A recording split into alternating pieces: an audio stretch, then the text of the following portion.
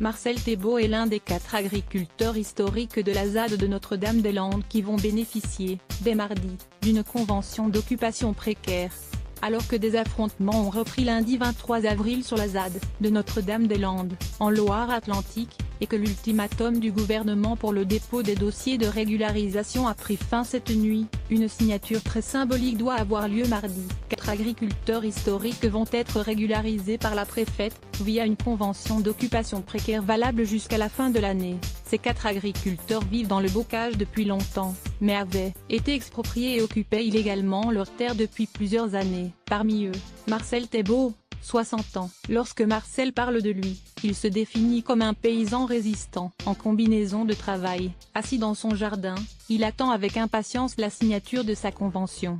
Nous allons poursuivre l'utilisation des terres qui ont toujours été les nôtres depuis 1999, mais que nous avons cultivées comme de simples squatteurs depuis 2012.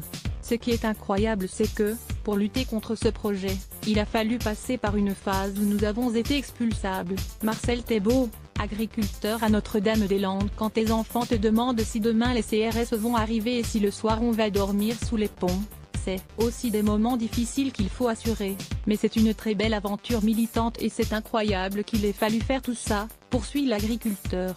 Marcel espère que sa régularisation va aider les autres zadistes dont certains sont ses voisins depuis des années. Je trouve réconfortant de côtoyer une génération qui dit « La société va de travers et on s'investit totalement ». En tant que vieux monsieur presque de 60 ans, je trouve ça un peu rassurant pour l'avenir. Même s'il y a plein d'erreurs dans toutes ces initiatives-là, on a absolument besoin d'expérimentation comme ça pour avoir des billes pour repenser notre monde différemment demain.